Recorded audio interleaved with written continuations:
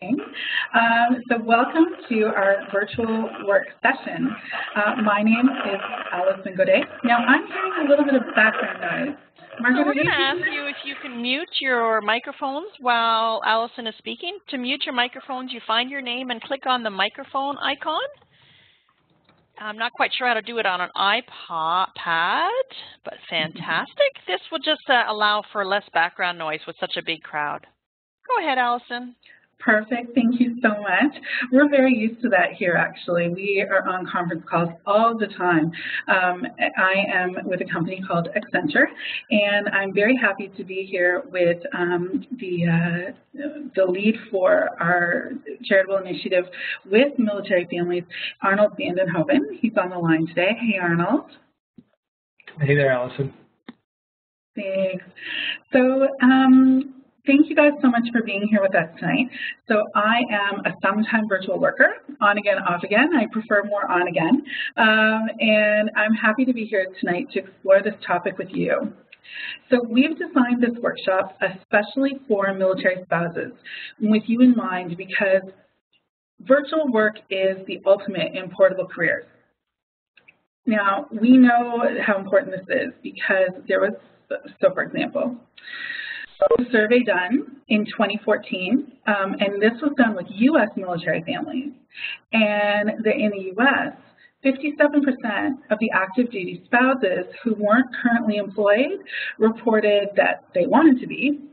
And reasons that they stated for not working, 38% said childcare costs, 35% said that they were unable to find employment in their current posting, 32% said issues of timing related to deployment.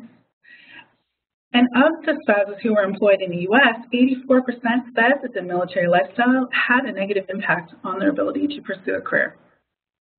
Does that resonate with anyone who's on the call today? You can either put up your... Give us a green check. Give us a green check if you feel that you can relate to the 2014 U.S. military family statistics. The green check is located beside the raise your hand, and I'm not sure where it is on the iPad. We have a lot of people joining us on the iPad, but if it's beside the raise your hand icon, green check, and a red X if it does not relate to you. Everybody who's voted has said yes. Has said yes, yep. So we're here tonight to spend some time to try to raise a little bit of awareness about, oh, that's the wrong way. There we go. About working virtually. So here's our discussion topics for this evening. We're going to spend some time looking at virtual work in Canada. I'm going to help try to give you guys an insight into sort of the state of where virtual work is in Canada and how it might fit into your career planning. So who does it and what types of work are being done virtually. Then we're going to look at the pros and cons for working remotely, because I can tell you it is not all Netflix and PJs. Then I'm also going to share some best practices for telecommuting. At Accenture, we have over 300,000 employees worldwide, and many of the teams, we mainly work in management and IT consulting, and many of them are working remotely, either at client sites or in home offices around the world. I work with virtual teams daily, so I've been able to learn a few things about how to get virtual work done, and I'm also have been a virtual home worker, at times up to 40% of my time. I could have worked 100%, but there are balance issues, and we're going to talk about that as well. And then finally, I'm going to wrap up with, I'll give you an insight into the career of a virtual assistant. My administrative assistant experience, I have over 15 years, and probably half of that I worked at least part-time remotely. And I also help to coordinate and manage a team of virtual EAs who serve more than 250 of our executives in Canada from Buenos Aires, Argentina. So I know that it works, and it works very well, and we'll spend some time tonight talking about that. I know that Margaret took some questions, and I saw several good questions related to everything here. If there's anything on here that you would like to add, go ahead and however it works for you. Sorry, there goes our light. You know what? I'm going to turn off our my camera anyway because we're about to start. You don't need to see me for the rest of the slides, so bye. Perfect. So If you have any topics or questions that you'd like answered, however, whatever method you were able to make work with your technology, go ahead and type it in either into the chat window or use the Q&A feature, what have you, and we'll try to circle back to those. But hopefully we'll be able to cover most of your questions in these topics. All right, so thank you everyone too who joined a little bit early. That's going to make the session go much quicker. One of the things that I like to do working virtually is it's about building relationships and getting to know the people who are distant from you. When you're not in the office every day and you don't get to bump into people in the kitchen or the water cooler, you don't get that chance to really put a name to a face and get to know someone. So we have to come up with some tricks. And one of the tricks that we use here is that we will often do icebreakers on calls. So what I'd like to do right now is invite everyone who's on the call tonight to share in the chat window, if you're able to, where you're joining from today. And as many of you may be on a posting, go ahead and put a second city indicating where your hometown is. So go ahead and use the instant message to chat in chat window now. Kingston, Ontario. Nice. We have Nancy from Kingston, Ontario. We have, it's going so fast. Stand by. In Ottawa, great. Okay, we have Tracy from Winnipeg. I'm from Winnipeg. We have Tracy from Valcartier. Pictou. Nova Scotia. We were well represented across the country. I love this virtual. Richard is in Eastern Pastures, Nova Scotia. India is calling in Pictou. Lydia's in Greenwood. Sandy's in Ottawa. Dawn's in Ottawa. Tracy's in Winnipeg. Great. This is awesome. I personally just get like a huge kick out of seeing where everybody's from. We like to do this on any call. Typically, I work mostly with people across Canada, sort of on a regular basis, but several times a week I'm on calls with people from all over North America, and I just love seeing all the places I haven't been to yet. So here's a little thank you for sharing that. Allison, which screen should we be on? There we go. Yeah, this is the one. Thanks. So just a bit about me as your presenter. I actually grew up in North Bay, Ontario, where we had a U.S. Air Force base, as well as Canadian Force Base, NORAD Command Center, and a stage complex. So I like to say I had like sort of a reverse military experience because I didn't move every 4 years, but all my friends did. So every year we get a new crop of kids in. Today we're living in Ottawa with my husband and a 10-year-old daughter. One of my best friends is actually married to a military man, so I've seen some of the impact that deployments have on a young family, and I have a lot of admiration for what each and every one of you do on a daily basis as part of service. And as I mentioned, I'm very fortunate to have been able to work from home for part of my career, at times up to 40 or 50%. And I think today, we kind of take some of it for granted. Like many of you on the call are probably very used to keeping in touch with your families via Skype and texting. But I can tell you, when Accenture started enabling remote work, close to 10 years ago, it seemed really groundbreaking. Lots of technology challenges and best practices like these tricks to have icebreakers that we needed to learn. So let's take a look and see just how common is virtual work today in Canada. Okay, so we're actually going to play a little game. We've got some audience participation here. Up on the screen, we have some percentages. And I'm going to ask you in a moment a couple questions, and I'm going to invite you to use your pointers, if you're able to vote on the percentage that you think is the correct answer. Margaret, would you like to remind people where to find the pointers?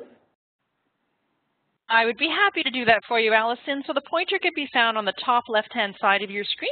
It's a big, thick blue arrow. So if you claim it and then come somewhere on your screen, then you'll be able to vote. I'm not going to point to one or the other because I don't want to give it away. So can you ask the question again, please, Allison? And yep. Kim, how does it work with the iPad? Does the arrow work with the iPad? No, no arrows. We'd only be able to use the chat. So okay, so use the chat. Which one do you think? Go ahead. If you have the iPad, use the chat. Okay. So everyone's voting, which is great, but there's no questions. So let me get the question out. Okay, so here's the setup. The most recent numbers from Statistics Canada about people who usually or sometimes work from home is from 2008. So keep in mind we're going to be answering from 6 years ago, okay? So first question, how many employees, so somebody who's working for a company, do you think were able to work from home at least some of the time between 2000 and 2008? So go ahead and cast your votes now.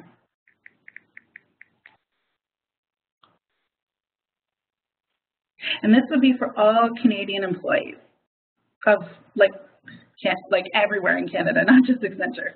Okay, so we're kind of clustering around 1 to 20 is probably the winner there.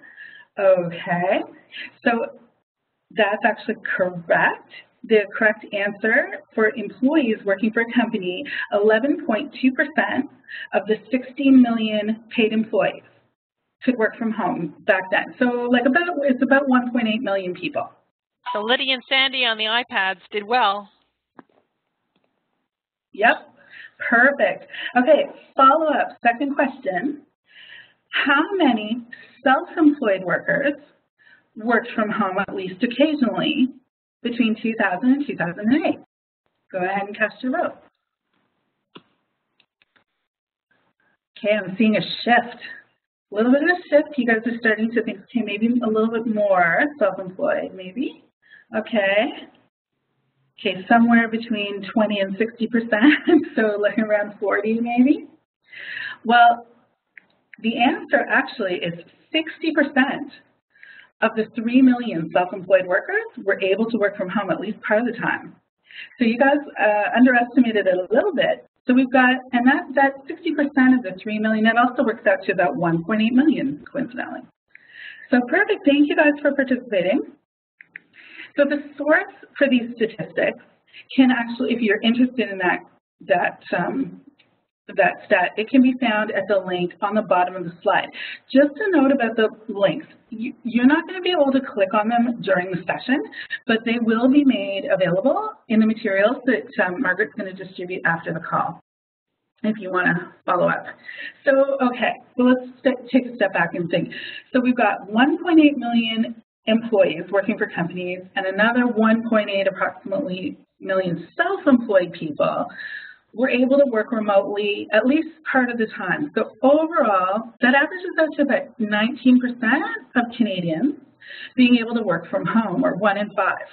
Okay, so that's the state of where it was, and that's 2008. So I actually believe that the statistic would be higher today, given our advancing technology and the evolution of attitudes towards remote workers. So that's my theory. So what do you guys think? Do you have, if you'd like to comment, you can put your hand up, or you can type into the chat window. Are you surprised by that, or is that what you expect? So are you surprised by the rates of people working from home? Mm-hmm. Raise your hand if you'd like to comment. Not expected, okay. And I think Kim Davis mentioned that they were very surprised, and Tamara thought it would be higher. Would you like to share why you were surprised, Kim? Surprised in what way? Higher or lower? I don't know if Kim can speak, actually. She's muted. If you click on your mute button again, Kim. You're muted right now, so we can't hear you. Hello, Kim. I have to leave the room. Oh. I'm multitasking, right? I found it actually low because it's thinking in 2008 where technology, virtual technology was starting to develop, and people were supposed to be more and more apt to be using it. And with the transition in online education and web conferencing. You think that more and more people would have tapped into it a lot more in 2008. I'm positive the stats today would be significantly higher, but that's where I found the stats were really low. Okay, thank you. I appreciate your comments. Thank you so much. I think a lot of people agree with you. They think it would be higher now. It's interesting. I think you're right in some pockets. And actually, so this is, oh my gosh, I would say the third time maybe I've presented, and there has definitely been an increase in opportunities from when we started the presentation. We know that we do it here, and it was kind of interesting to start looking at, okay, you know, as a benchmark, you know, what are other companies doing? Are they working at home as much as us or more? Or, you know, what opportunities are there? I can tell you from 6 months ago, there are absolutely more opportunities. Is it where we would like to see it yet? Probably not for me anyway, but that's what we're going to talk about today, is where we're at and where we're headed.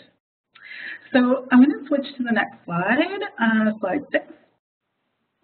So there are so many careers with the potential for virtual work. And like I said, we're starting to see, you know, we're starting to open that up. The magazine, if you're familiar with it, American Military Spouse, had a really good article online just in the fall of 2014 about strategies for choosing portable work. And there's going to be a link offered here in a moment. And so, you know, knowing that, you know, at least 20% of people can work from home at least part of the time, probably more now. You know, where are you most likely, if you're interested in a virtual job, where are you most likely to find one? So if you are looking for virtual work with an employer, you're more likely to find them with a large business rather than a small business. Small businesses tend to be a little bit more retail or, you know, on-site manufacturing, etc. Larger businesses, something like an Accenture or like a large bank or what have you, those tend to have a bit more flexibility and leeway in terms of people programs. And this is certainly one of the really attractive people program type things that an employer would want to offer. Skills that employers will be looking for would be centered around technology, business skills, and communication skills. So obviously, you know, as opposed to, so for example, if I bring this down, here's, you know, a recent survey of 2013, the top mobile sectors, business and finance, is higher than, say, manufacturing, retail, for example, right? That makes sense. You're not going to be able to work from home if you're, you know, more of a blue-collar. Agribusiness, obviously, too, right? You have to be on site. Services, though, we're starting to see coming up. Even retail a little bit. It depends on what segments, right, that you would be interested in. You know, again, even just in 2 years. Think about how much retail and services are shifting to online support, right? There was one, I just saw an article actually, I think it was about car sales, and they were talking about how they're starting to, I don't know if you would have seen that article if you want to jump in, or he might have left. About how car sales might be going online where you would never have to talk to a salesperson. I mean, if you know what car you want, once you've test driven something, you don't really need to talk to anybody anymore. Why don't you just go online and buy it? So, you know, when you are starting to see those shifts to sort of more virtual support, then you open up other sectors like, if you're going to buy online, you're going to need technical support. You're going to need customer service representatives who are virtual. So, like, we're so in the middle of such an evolution, it's almost even hard from time to time to nail this down because it's changing even as we speak, which I find really exciting, actually, because all this change means so much opportunity. Okay, so let's see, like, strategically, where else can we find virtual work? The types of roles that have so far tended towards more virtual opportunities are things like online training. I think somebody mentioned that earlier, pre-call kickoff. Human resources, accounting, translation, web design, stuff like that. Okay, customer support for sure. So you know, virtual work really requires a shift in the whole work model. And I think this is kind of starts to get to the point of like, you know, that whole idea, why do we not see more of it right now? You know, why didn't everyone jump in? It's because the employer has to be willing to shift measuring your performance onto your results and not focus so much on your behaviors like punching a clock or filling a seat. So that is coming, and certainly people's awareness is, you know, when employees rather are demanding it, employers are more likely to stay competitive, especially with the new millennials. There's a lot of focus on that, you know, how employers need to accommodate millennials. You're going to see a lot more shift to that. It's only going to go up, basically. So if you do want to read more about all of this shifting and this evolution in virtual work, these are some resources. Again, you can't click on it right now, but you'll be able to follow that in the materials that are available after the call. Okay. I want to take a minute to dive a little bit deeper into the pros and cons for working from home, because working virtually has both advantages and disadvantages, both for workers and employers. So I want to do a little bit more collaboration and explore a couple of these aspects together. So I'm going to ask the group to help me brainstorm the pros and cons, and we'll go and we're going to fill in the sheet. Margaret, are you available to help me scribe? Yes, ma'am, I am. And Janet, if you could call in using the computer instead of the phone, that would be much appreciated. Yeah, I've been trying and I can't get on. So okay, thank you. I'd love to scribe for you. That would be wonderful. Thank you. Thanks everybody for being game and like jumping in with the technology. I know, trust me, I know we get people from around the world trying to get on calls, and I know it can be a challenge, but hopefully, you know, everybody's able to get something out of it. Even if you can't 100% participate in each feature, that's just one of the things we just have to deal with. So we'll try to work around them as we can. So, well, let's start actually with the pros for the worker. I think this is the easiest one. Who can think of a benefit to working from home? You can go ahead and type into the chat window if you're able, and if you're not, whatever you are able to do is good. Okay, so we've got pro flex time, absolutely. Multitasking, yeah, although, you know, there's still definitely emphasis on getting your job done. You can multitask to a point before it can impact you know, those results, because that's all you have when you're working from home is you only have your results to show. So you got to bring it, definitely.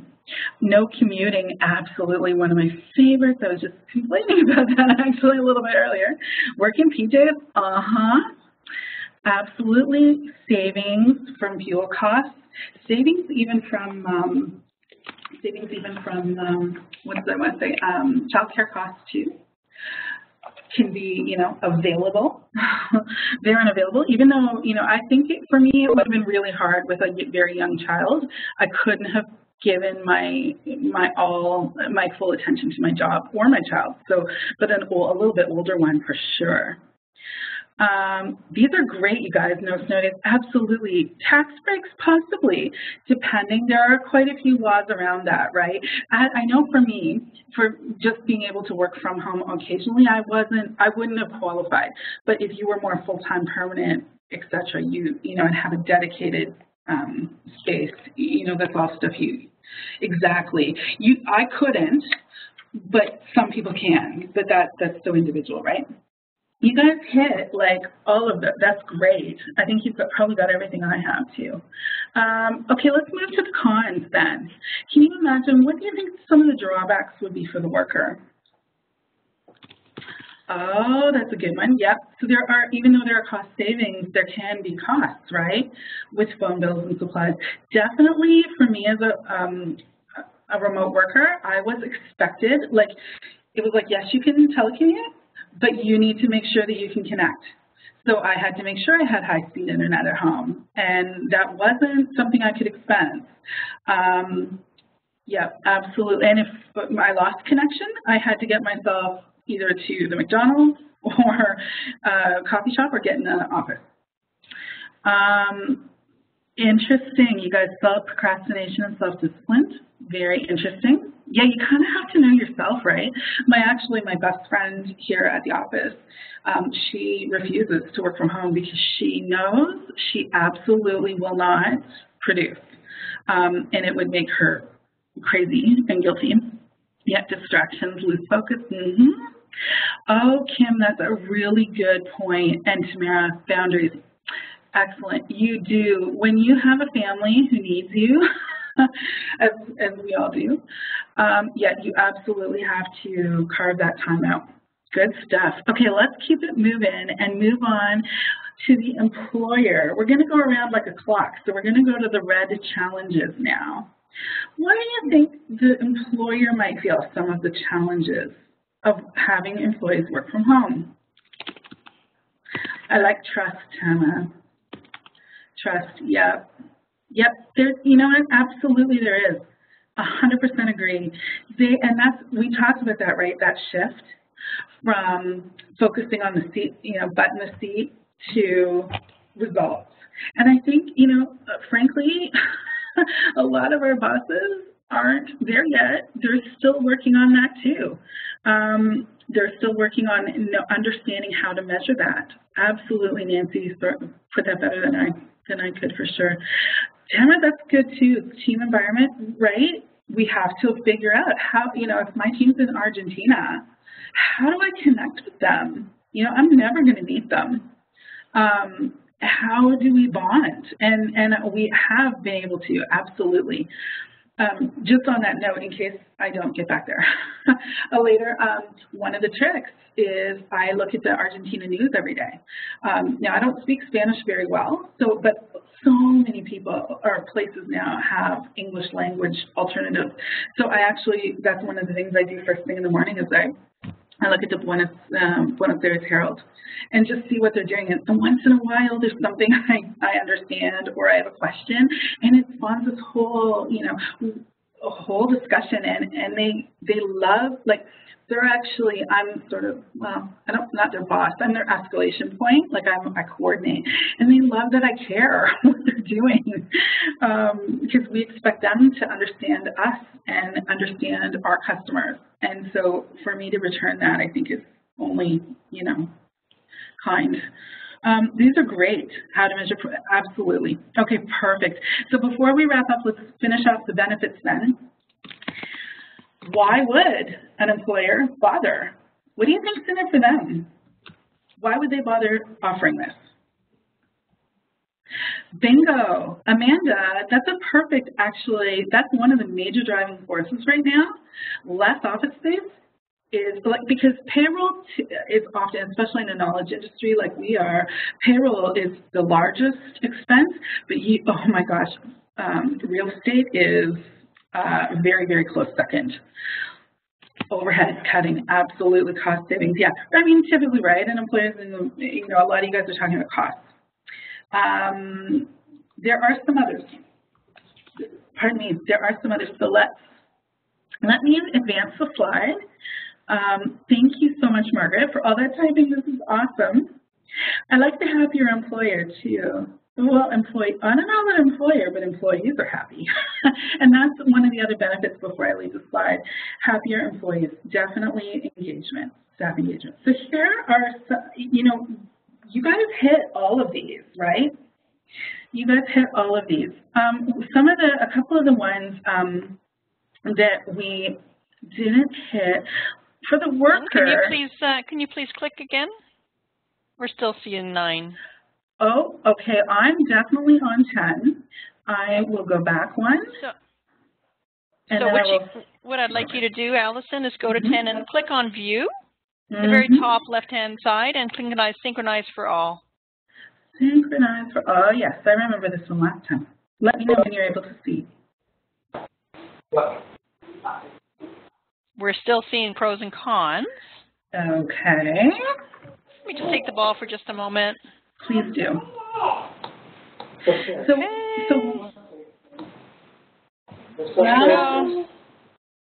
All right. All right. So give me a green check if you're seeing a nicely typed slide. Slide number 10. Oh, yeah, you guys Slide can't number see the 10. number. Give me a green check if you see slide number 10. Fabulous. Thank you. Super. Thank you so much. What would I do without you? My goodness. Oh, my gosh. So, and I'm just hearing a little bit of background noise. So if everyone can just make sure to mute, that would be awesome. Thank you. Okay. The slide still hasn't changed. It hasn't changed for you. Okay. So let me just grab the mouse one more time. Life is funny, isn't it? You never know what you're going to get. Let's try this now. Let's just try this. Let's see. All righty. Now, give me a green check if you're seeing slide number 10. Nope.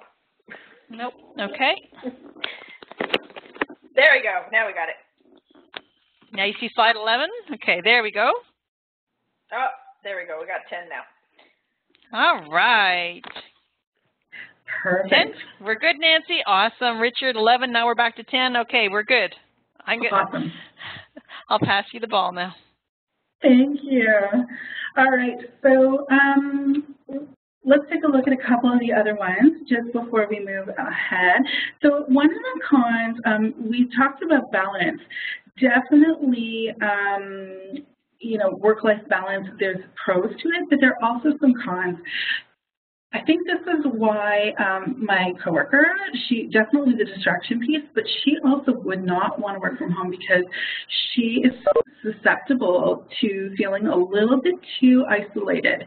And one of the yeah, exactly. And one of the best practices is to, you know, ensure that you keep making plans to literally get out of the house. There's also fear, or sometimes reality, a little bit of a stigma. You know, if you work in an environment that isn't as supportive, if you're sort of leading edge of this, and, you know, if there are water cooler talk with people like, oh, well, where are they? Oh yeah, they're working from home again. Or I've heard someone, a manager, actually say, "Well, they're off today." It's like, no, they're working. They're not here, but they're working. You know, so there's still that little bit of exactly. Oh well, yeah, distractions. So there's still that little bit of work that still needs to be done about, you know, because it's still emerging in some sectors. We also talked about, you guys were really good, again, about pulling out a lot of the challenges for an employer, but one of them, and this is increasingly important in technology circles, is the information security, right, and the confidentiality. So I know Accenture has been extremely good at instilling the importance of this into us. We have constant training modules about information security, but that's something too, if you're working from home, along with your technology, you got to have to think about how secure is your network if you need to be working online for a lot of this. And in terms of benefits, I actually was really shocked when I pulled this slide together and realized just how many benefits there are for the employer. Like, not only does it reduce that environmental footprint, including, as you guys mentioned, the lower real estate costs, it really actually reduces the expenses for equipment as well. Employers, so there was a Work Shift Canada report in 2011, and it said that employers can save over $10,000 per year for every employee that telecommutes, only 2 days a week. That blew my mind, but it was a result of lower overhead, reduced absenteeism, and increased productivity, which just blew my mind, right? So there are tons of stats on how employees are shown to be more productive. Not only, like, people, literally, you're just so grateful to get to do this. You will work your tail off to produce, right? You want to, you know, I find sometimes I'm at home, I'm hyper vigilant, like, oh my gosh, I wouldn't want anyone to ping me and me not answer right away in case they think that I'm not there. Or, you know, I just want to do that little above and beyond. So, you know, where are we? Well, Stats Canada says, you know, they quote some experts saying the slower than expected growth in the availability of working at home, mainly due to managers' reluctance still, that they'd rather continue managing behavior than results. So it's coming, but we're not there yet. Allison, I have one other point. So it's not only us that have to be disciplined, but we have to train our supporters or our neighbors or our friends or our children that when we're working, we're actually working, because sometimes they don't believe it. Absolutely. Absolutely. I think Kim makes a good point too. You know, we're so new. Like, I think our heads are way ahead of where we're at. It's coming though, and I'm going to show you that in a moment. But there's still there's a lot of shady stuff going on, right? Really sketchy, like where you have to pay to set up.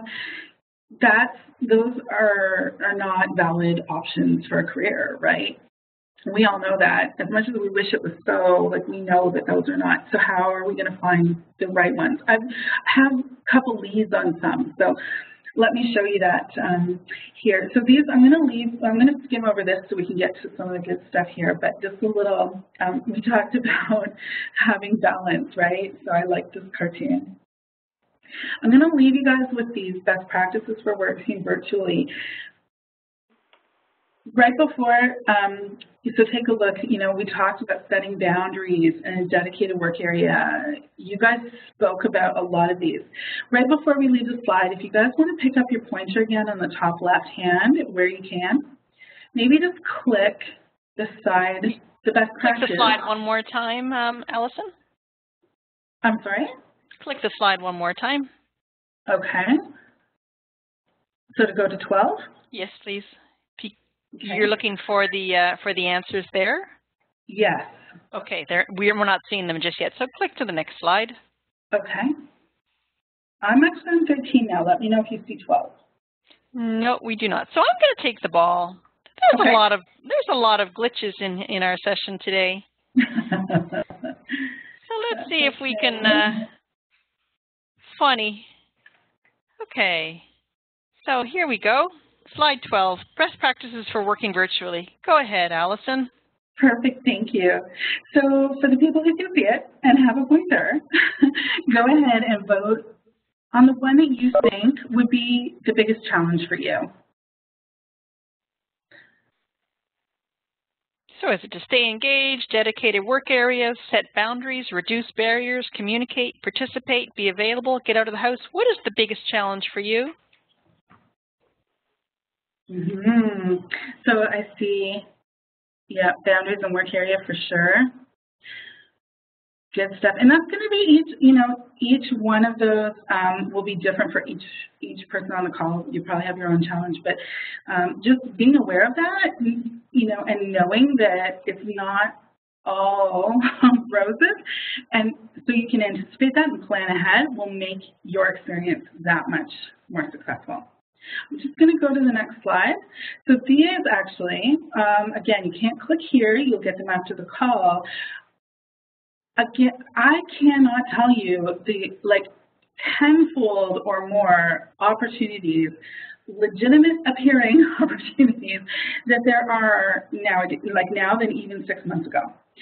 I have not vetted these. You know, disclaimer, Accenture's not vetting these or whatever, but I wanted to share with you, it is so much easier for me to find opportunities. I kind of follow it a little bit because it's something I'm thinking down the road, you know, a semi-retirement might be really interesting. I'll be bored if I retire, but I'm thinking this could be cool as an option. So I'm following it and I'm seeing so much coming up.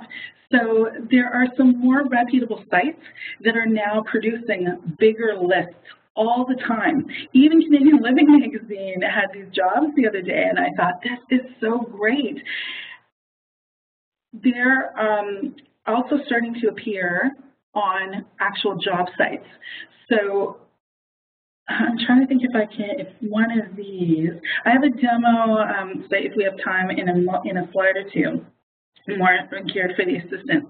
But just by doing a quick search on virtual work, or virtual is going to be your keyword, virtual accountant, virtual bookkeeping, virtual web design, whatever you're interested in.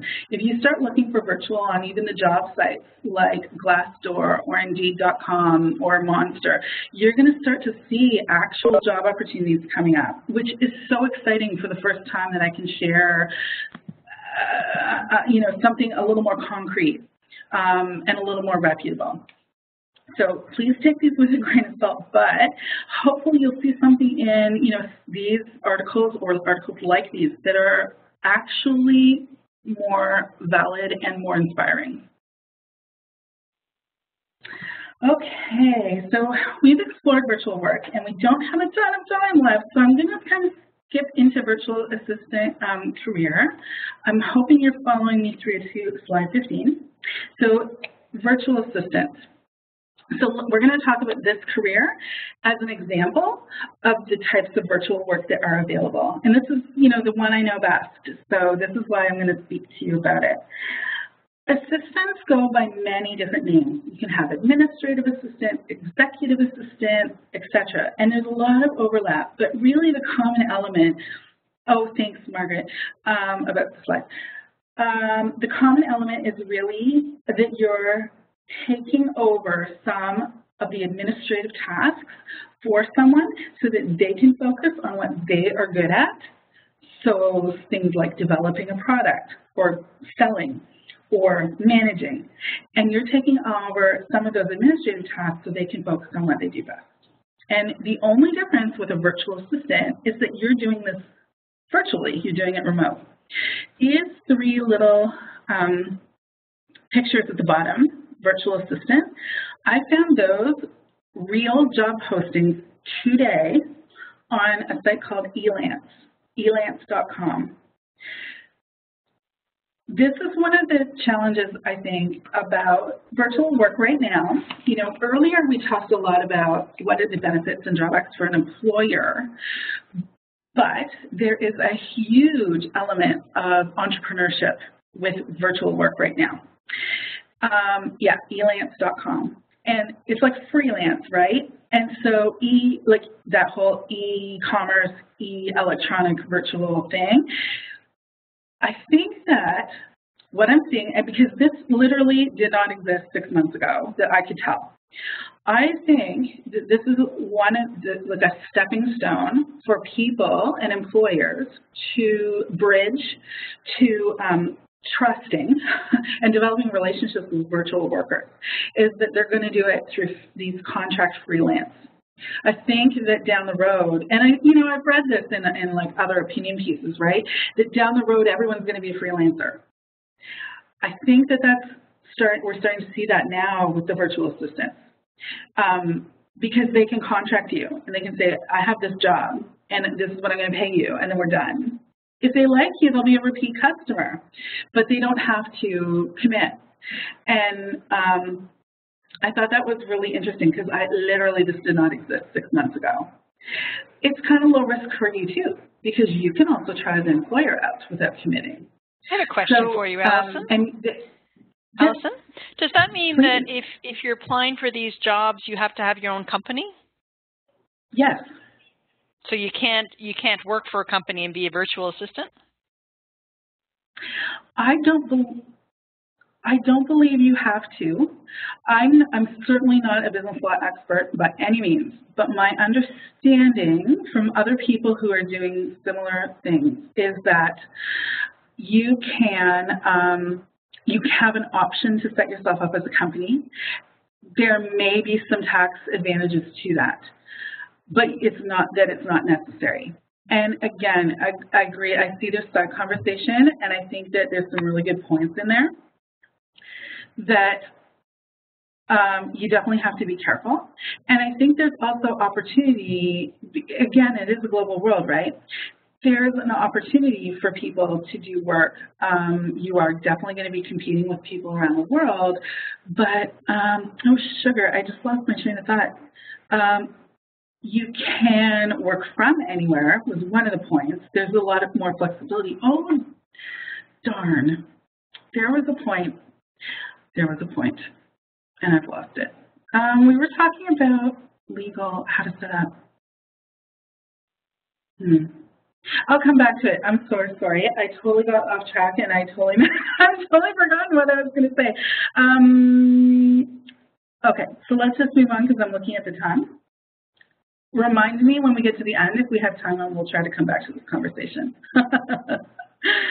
Okay, so Margaret, if you want to advance, then we'll talk more about how. I know that I thought, thank you. Actually, if you want to advance another couple, yeah, there, that's good. I had seen a question about like how would you tie together all the different time zones and how would you use the technology? The old school EAs, they were tied to the desk by the phone and especially by the typewriter, the photocopier, right?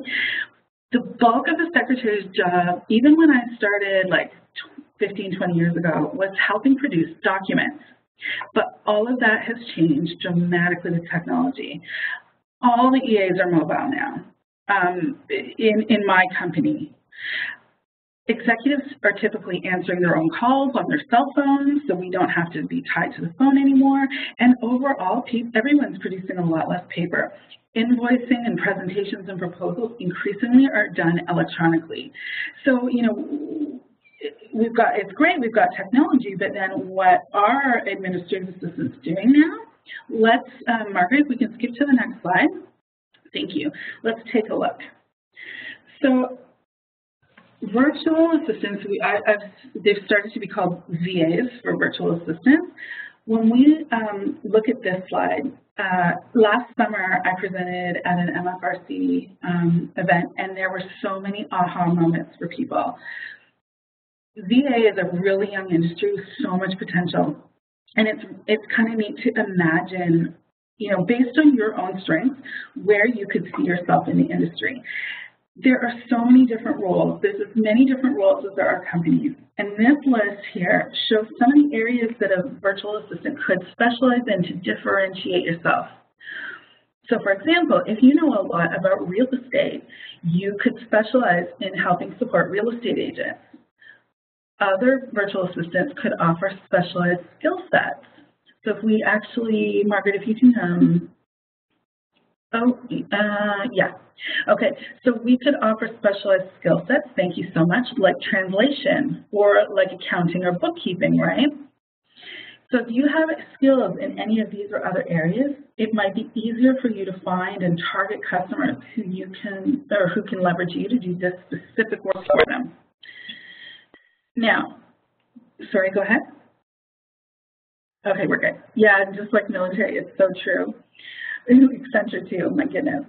So here in the second column in the gold, we're looking at like who would purchase these services, right? Customers who are looking to hire virtual assistants could include basically, I mean, ultimately anyone who's open to an outsourcing arrangement, because you can do this for them more efficiently or for less money and freeing them up to do their core work. So it could include entrepreneurs. They can't afford to have a full-time EA, but they might need like ad hoc help. You also can get visiting executives from other countries who just need someone local to help them out while they're here. I heard a really interesting thing the other day, and I literally just saw an ad on Elance for authors. They just have so much information and data and text to move around, and speakers and coaches as well. But they're not typically, again, they're single people who don't really need a full office, but they could use you for a portion of your time. So you could have like a whole, you know, roster of clients to fill your time. Also, not-for-profits and NGOs, they typically have lower budgets and they can't, again, afford someone full-time or on-site. They might not even have a place for you, but they need the help. Interesting opportunity, anyone who's also more entrepreneurial as well, would be managing other VAs. Again, going back to that idea of like, how am I going to find my clients anyway, right? Well, some virtual assistants are actually opening companies, and if you're really good at making connections and you know, selling and so forth, and networking, you can open a company and hire other virtual assistants and put those two together. I'm seeing a lot of that happening right now. Okay, if we just advance the slide. I'll try to.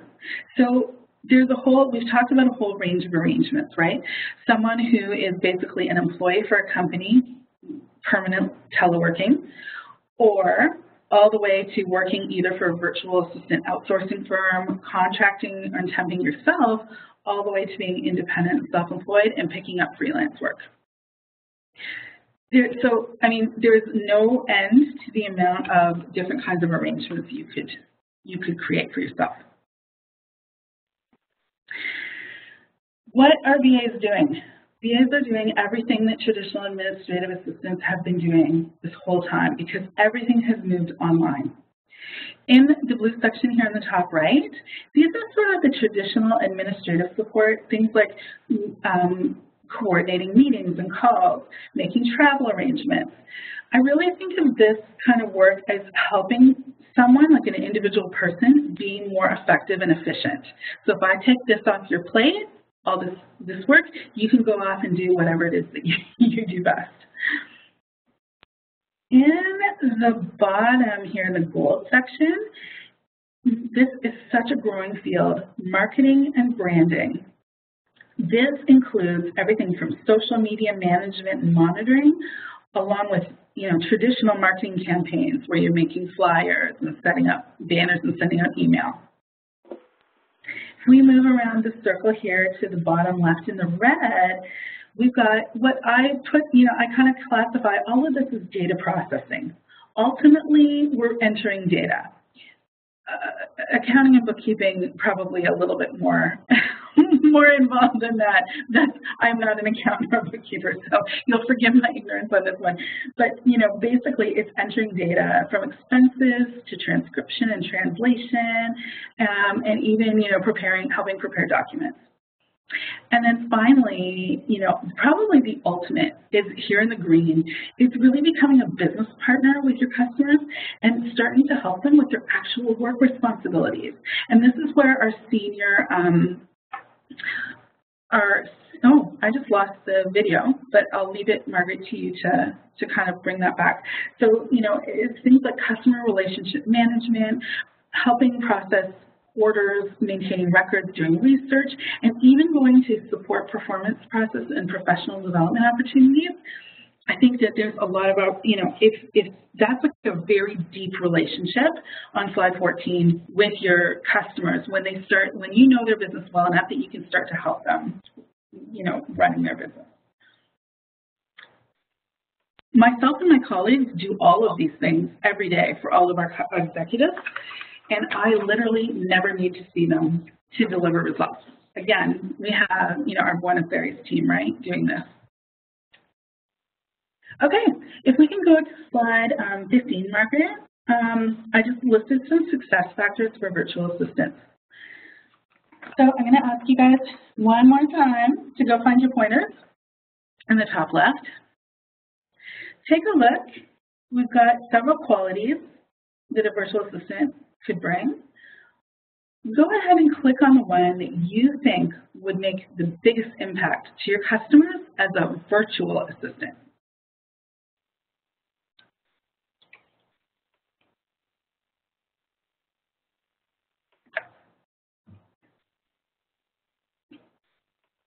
Oh, this is great. Oh, this is great. We have, I love that you guys said communicate. That's the one I was probably going to pick. Responsiveness, thanks. Partnership, yeah, Nancy, that's good. This is great, you guys. Absolutely. Would anybody like to tell us, I have time for like one comment. Would anyone like to tell us why you chose what you chose? You can maybe put your hand up and we'll pick one brave soul. Oh, Allison Taylor. I have to pick you because you have my name. So you're on mute, Allison. Just click your microphone again to be there. You go.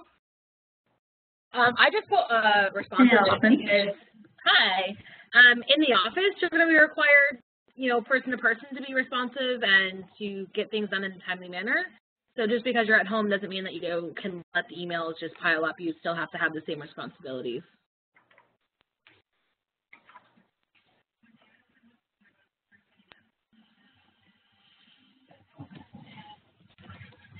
Absolutely. Yep, absolutely. Oh, Amber, I love that too. Yeah, smiles are contagious, and you can really hear that over the phone. I guess I have time for one more. Did anybody else have maybe a different one that you chose? What about, I'm not sure if Nancy can speak about partnership. Nancy, you're muted. Can you unmute your microphone, please? Thank you. Go ahead. Partnership, basically you have to consider that you're still a team even though you might be somewhere else around the world, and you still have a partnership that you work with your employer or your fellow workers. So I think the partnership is of great importance. I agree totally. You know, and what I like about partnership too, it implies that, it almost implies that you've got, like, you each have your own best interest at heart, right? So you're going to, like, you're going to know them so well, you're going to anticipate their needs and do, you know, what's best for them. Like, exactly as Margaret said, even if you're not there in the room, that's great. That's great. I think I love, it was Amber, I think, who said smiling, right? And that, I think, really speaks to the image piece as well. It's, you know, even harder. There's even a bigger barrier to produce a good first impression, you know, when it's virtual. Thank goodness we do have the video conferencing now. There's nothing that will advance your interpersonal communication more than adding video into your virtual relationships. If you consider that, what is it they say? I mean, pick a number, right? 70, 80% of your communication is actually nonverbal. If we're just speaking, you're only going to get like 10 or 20% of me. But when I add my video in at the beginning, you're like, oh, okay, you get a better sense of who I am. So as much as we can with technology will allow, we try to do all of our conversations with the video on, because it takes out that element of surprise. So ultimately, I think too, I mean, you guys hit all of them, right? Solutions is probably the key to all of it, in that our main goal as a virtual assistant is to help our customer achieve their goals. If we partner with them at less cost than they can do themselves, right? And we're there to make their job easier. We're responsive, we've got quick turnarounds, we communicate progress and updates, and we provide them with those solutions. Because really we're representing them at that point, right? We need to protect their image. Even when it's a bit more challenging, you know, virtually, we can grow that relationship so that we are their go-to. That is our goal as virtual assistants. Great.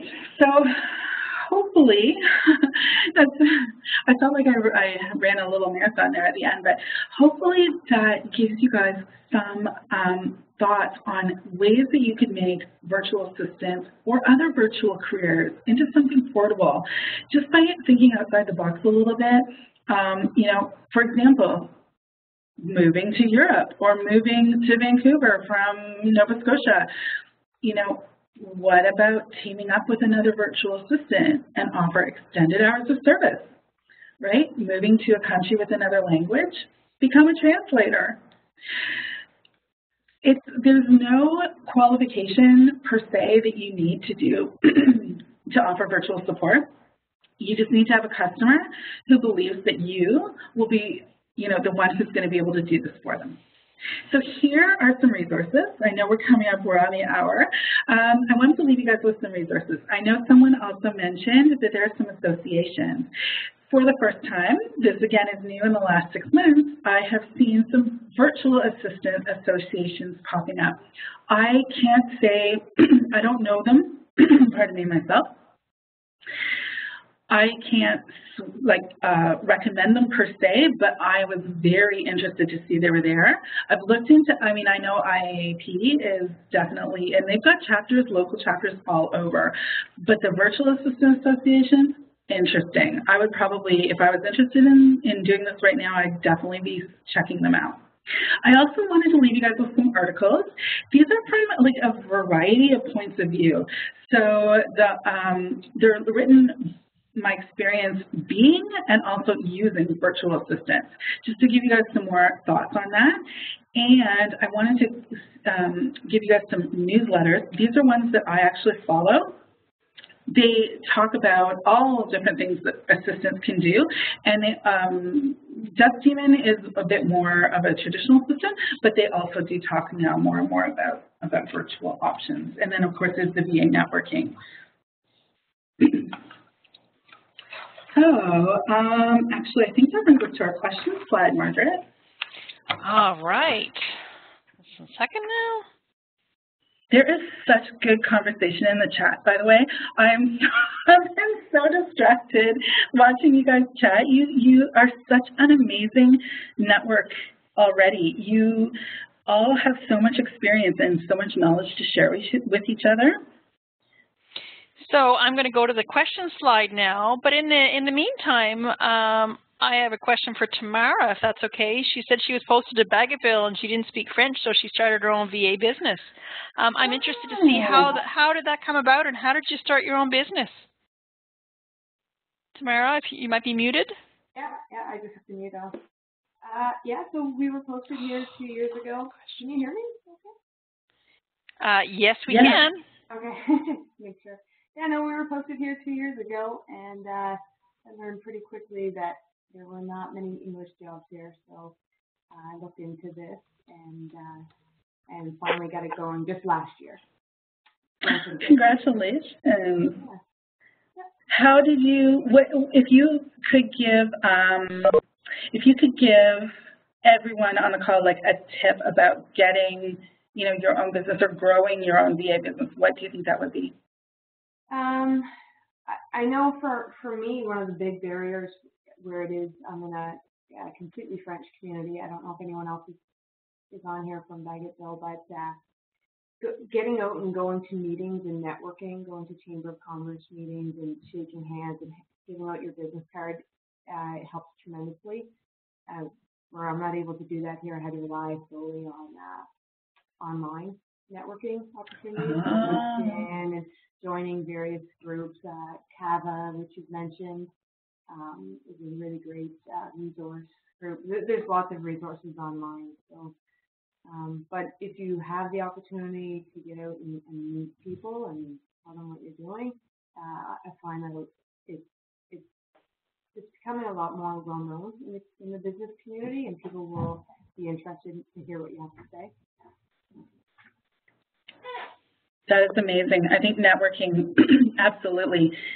Anyone who's providing services is going to be looking for networking opportunities, right? I think you guys should invite Tamara back to speak. There's actually a session on networking tomorrow as well.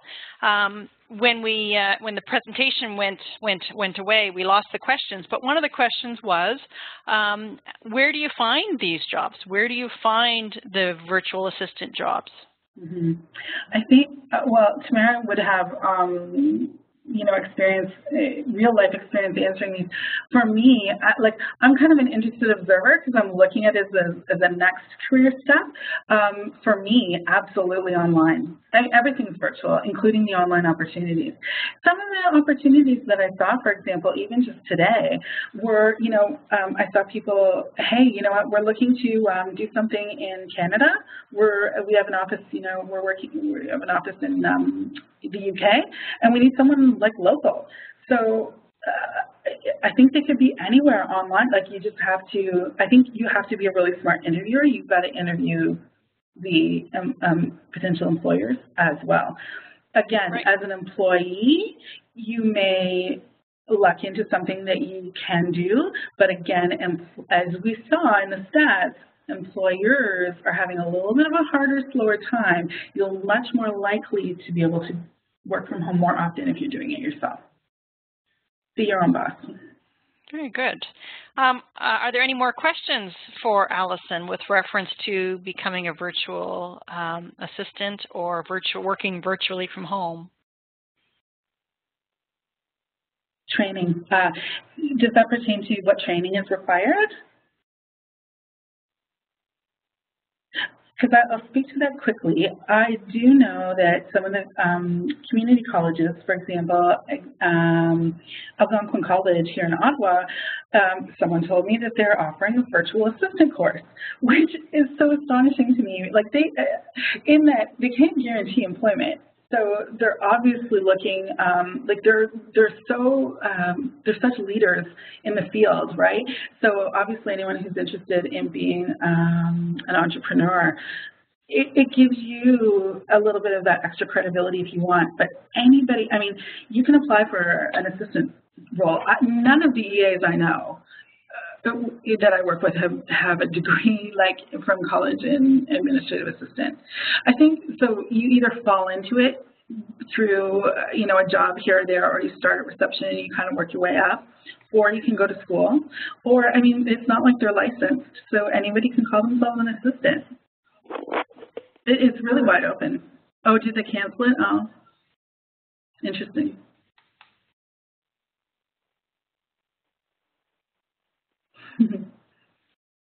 Any other questions? Well, before we go, I'd like if you could fill in the evaluation form. I know the IT was a little bit iffy tonight, but that's what the evaluation form is for. So I put it in the chat. If you could double-click on the evaluation form for us and fill that out. And then when you give us a green check when you're back, and we'll just thank Allison at that point. So if you can just click on the link and fill in that short evaluation form and give us a green check when you're back. Thank you so much. I think Tracy has a future in consulting for the AgriPark production. That's awesome. Thank you guys so much. Thank you so much for your interest, and best of luck to you all. I would love to. We're just going to wait, Allison, until everybody's finished the evaluation, and then we'll wrap up. Okay, I didn't know you could see that. As soon as they come back with a green check, then I'll know they've done the evaluation. I need to work on my listening skills. No, you're doing great. You're doing phenomenally.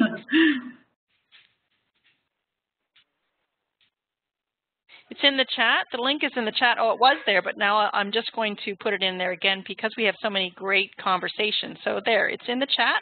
Just double-click on the link in the chat. Great. And tomorrow night we're having, tomorrow night, same time, we're hosting the virtual networking session, which is going to have a lot of tips with reference to how do you find these jobs. So if you have that question, how do you find these jobs, please come out tomorrow night and register for the session. Give us a green check when you're back. Thank you, Allison. If you can unmute yourselves, then we can all chat with Allison. So Allison, thank you so much for all your expertise and for sharing this great information with us. And we'll just see if there's any more questions when everybody gets back. Excellent. Hi, Allison. This is Michelle. I have to depart a little bit early, but I just wanted to say it was a really informative session, and I really enjoyed it. And thank you so much for, you and Margaret for putting this together. It was really enjoyable. Thanks, Michelle. We hope to see you at the training tomorrow if you can make it. Yes. Sounds good. Have a wonderful week, and thanks again, you guys. It was really enjoyable. Perfect. Thank you so much. Take care. Bye-bye. Bye. When you're back, give us a green check. And in order to, if you don't have any more questions, in order to exit out, you just click on the red X on the top right-hand side of your screen. But again, we want to really thank Allison for her skills and her expertise. And if you have any questions, you'll be getting an after-session email with some links. Thank you. Super. Thanks, everybody. Tracy, I think the session tomorrow is also at 7 Eastern.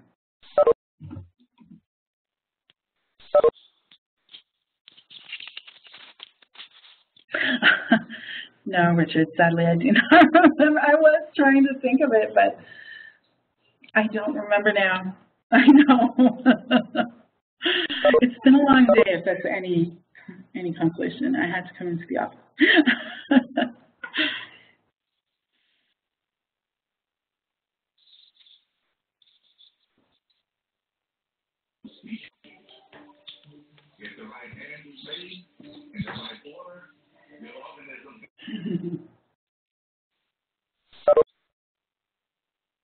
Margaret, it's so nice to see that everyone goes through the same technology issues. Some days you wonder if it's just you, you know? Hi, Allison, are you still there? I am. This is Jocelyn Kelly. Hey, Jocelyn. Hi. I've been sending out some feedback on the chat. The program at Algonquin I tried to get into because I'm a retired veteran transitioning, and they have canceled it. And so I don't know how to bring it all together. I have a lot, you know, like a jack of all trades and a master of none. So military, hairstyling, you know, a creative side. Yeah. But my creative side isn't really going to help me make money going further into, because I'm still young yet to be retired. But I was just wondering, you know, I know if you do office administration, but it's still getting to that virtual side. You know, I understand, you know, like the virtual assistant, there's tools that you need besides the office administration as well. Yeah. Because I have that as well, but. Well, you know, I think actually I don't see any reason why you don't have everything you need already, to be totally honest. Like, just even the fact of work experience, like the work experience you have, right, is, yeah, I think it's the way to put it together. We all do that with our resumes, right? Like we all try to kind of craft them into a certain. What did Tracy? Oh, the lady in I think it was Valcarce. She said she started her own business. Right. Yeah. I don't know if I missed it or whatever. I just didn't know if she what she had done to start. Yeah. Yeah. So I don't know either, but from what I have seen, you know, sort of looking at this area in the last year, people just literally put out a shingle. And because none of us need to be certified. We don't have to have diplomas to work in this. You need to have, it's more like, you don't need the qualifications, you need the skills. And if we can demonstrate those skills to a customer or an employer, we've got the job. So, so I wouldn't worry too much about the piece of paper per se. You have, like, my God, you're a veteran. Like, to me, that is like the best possible. Why wouldn't I want to hire a military veteran? Like, you are the epitome of delivering and getting the job done. So, like, to me, like, that just blows me away. Yeah. Like, there's so many, and I think at this point, it's literally marketing. You know, it costs nothing, if very little, to create a website, right, or a little, like, an information page online, and then it's networking and or doing the freelance route, right? Because you could start doing freelancing type of stuff just to build up your like, not credibility isn't, but like the, you know, testimonials. Yeah. Right, exactly. Do it that way. Do it through paid customers. Don't pay someone to learn something you already know. You know, get someone to pay you and use them as your client testimonials to get bigger, better fish. Right. I mean, I think, yeah, just the fact, like, your military experience alone, my goodness, like, wow. You know, you're immediately so credible, it's unbelievable.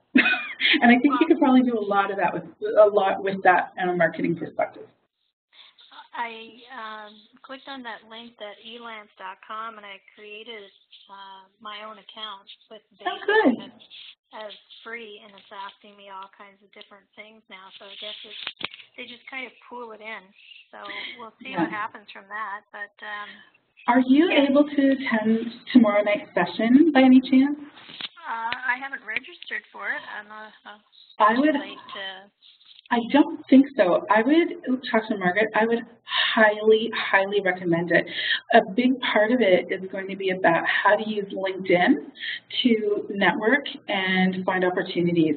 And I got to tell you, even though we're a consulting firm, tons of the people here are still only just learning how to use LinkedIn. Most people don't leverage it nearly enough as they could. And I think it talks a lot about that self-promotion and marketing aspect. I think that you would probably take away some really interesting I ideas. have a LinkedIn account. Yeah. Mm-hmm. I created a LinkedIn account a couple of years ago because even though I have like the military type skills that all encompasses that, throughout my life I've done direct sales, you know, like Leah Sophia, unfortunately. Oh yeah. But you know, Mary Kay, Avon, Tupperware, so pretty much like a customer based kind of background. Yeah. And I have a I have a hair styling certificate that, you know, you wouldn't use it in the military, but it still has that, you know, signature on it. If you have a passion for hairstyling, my sister's a home-based hairstylist, and if you have a passion for it, that's a great career. Again, it's networking, but what I'm hearing from you is you have tons of like sales and networking type experience that you could leverage. I would highly recommend going to tomorrow, and then Margaret might also be able to hook you up. I'm not 100% sure where to direct you, but MFRC is working with Accenture to offer resume building type workshops, and I'm wondering if someone might be able to help you pull something together like more towards whatever area you're looking at that you could use as like an online type of a promotion. They have, right now, because I'm in the transitioning stage, they have the rehabilitation program. But going back to school and you know, it's not really something that I was kind of looking at, but it may be that I might have to just to enhance some of the skills that I have, you know, brush up on them. I think you're selling yourself short. I don't think you need to go back to school. I think your work and life experience is more than sufficient. You just need to get a fresh set of eyes looking at your skill set. And, I'm so sorry. Did anybody else have a question there as well?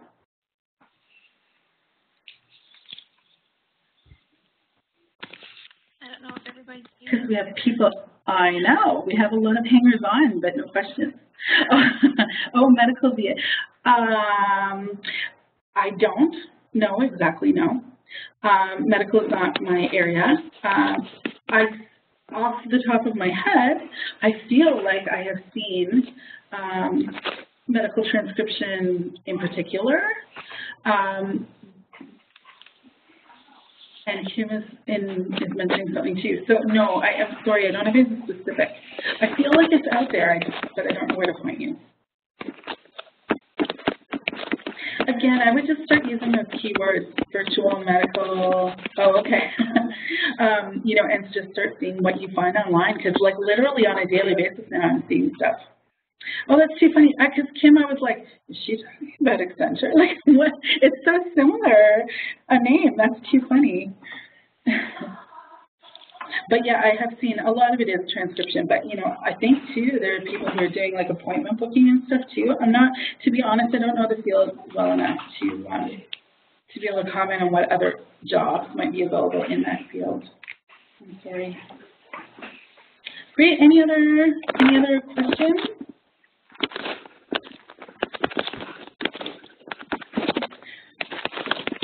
Margaret, did you want to close the session?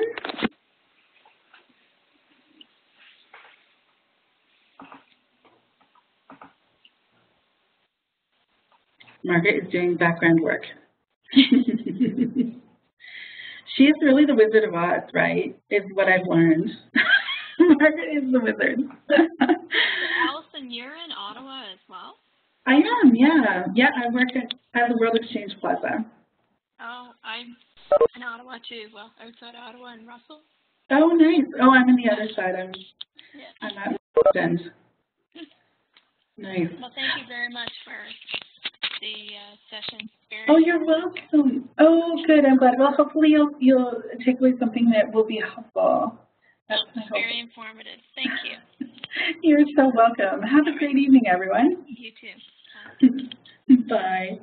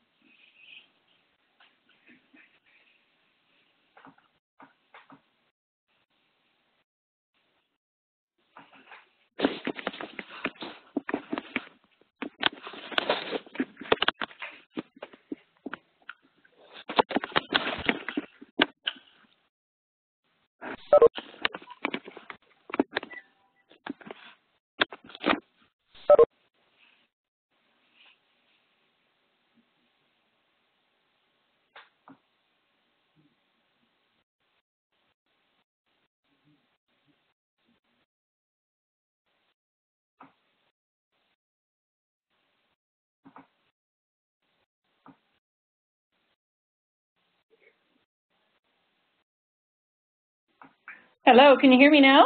Now you want me to talk? Can you hear me now? Yeah. Yes, I can. Good, good. I'm in the background here typing away, and I'm... So funny. I've been doing this for 5 years, and I've never had so many audio issues. It's a great learning experience today. Always happens. Always happens. So thank you so much, Kim. I see that Allison has left the building. Apparently, yeah. Did you have any more questions? Are you coming to see us tomorrow?